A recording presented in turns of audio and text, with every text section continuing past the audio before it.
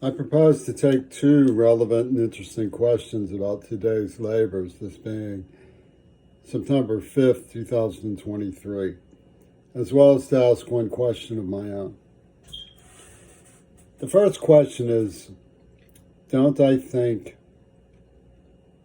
that I'm abridging the obligation to give due courtesy to the bereaved and respect to the court?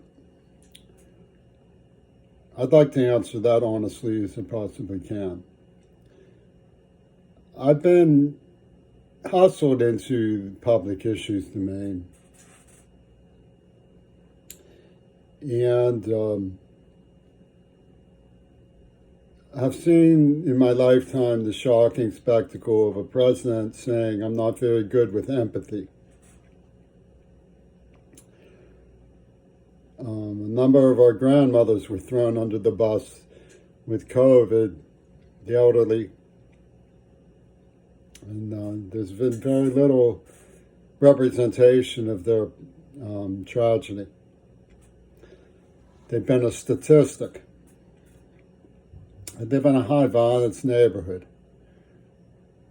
There's tragedy shootings all around me. But when you actively engage one of the issues, you should be prepared for the fact that there are two interested parties on either side of the adversarial courtroom. And when one of them is as vindictive as this one is, you have a red line drawn between you and them, despite your desire not to. So, I'm going to give my honest assessment of the situation. First, as to the red line, I didn't ask to be positioned in an oppositional arrangement relative to the two men who died. I'm sure that if I saw them around, I'd be as surprised and happy if they were interested in me as I am surprised and happy when anybody at this or that cafe or school shows interest in me. And I wouldn't be the least bit put off if they weren't, because they have their own generational concerns. But I do find it a little bit low that they've abandoned the girl one of them said he loved. I think as concerned people, we owe it to each other not to abandon each other in the way that this vindictiveness suggests.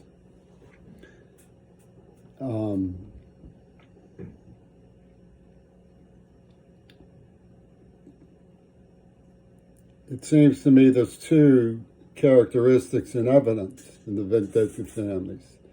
One is a great desire to be shed of her that may predate the tragedy. Another is damage control to make sure that the investigation goes no further into what precipitated what happened. The damage control element, I think, was behind the judge's questionable scruples in ruling. The reason I say it's questionable is that she had to read into what happened to arrive at the conclusion she reached. I don't understand literally how she could say the car morphed into hell on wheels and sustain an argument of premeditation.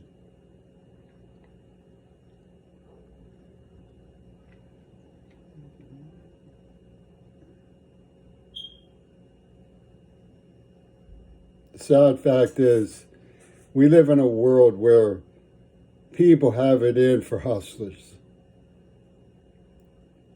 DeSantis is running on an entire program of Kyle Rittenhouse logic. You know, if they hustle your daughter, you should go out and kill them.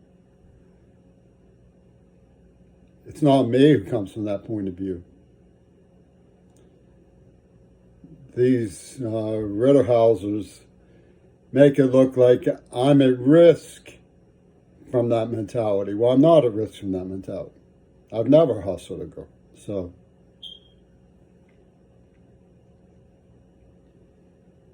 what I see, however, is the reasoning for abandoning the poor girl is fear of reactionary right-wing violence. If you were to admit that these boys had a little bit of hustler about them, that they were participating in things that led to this girl's divorce from reality, you fear that you will bring the maelstrom of this backwards mindset down on yourselves. That's abandoning her.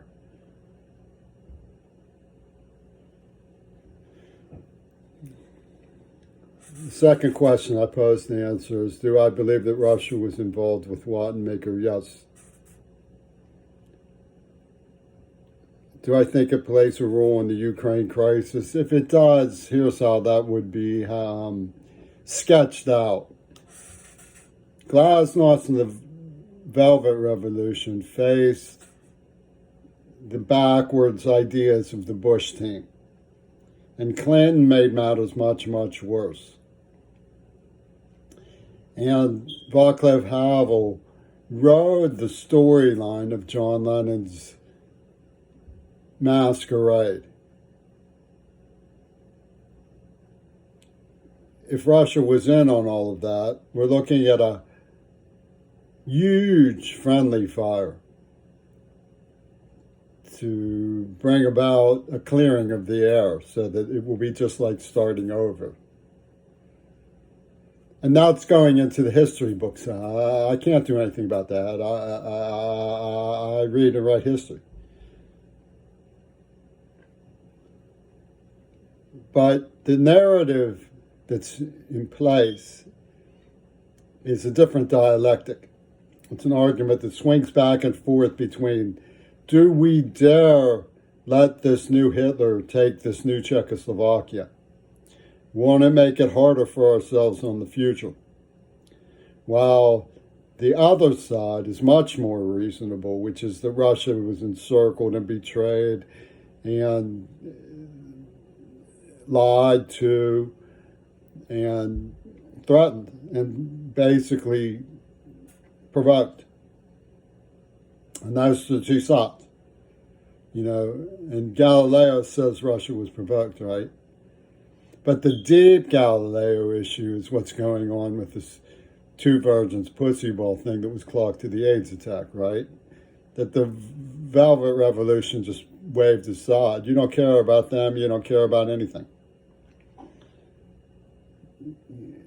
Now, when it comes to my question, it pertains to the fact that in my poem, I basically did what I see the judge doing to the poor girl in question. To the judge, which is I used a little ESP to read into the situation and draw those sketches. And I made the mistake of saying, how would you like it? Because it twisted his ankle, Louis. It's all over the switchboard. And he's immediately jumped down whole pee-pee. He's saying, Jimmy, how would you like if somebody smashed the car and killed two people you love?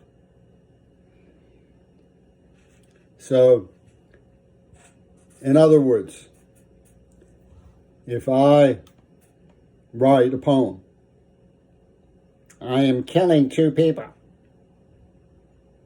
Yes, that's what I'm doing.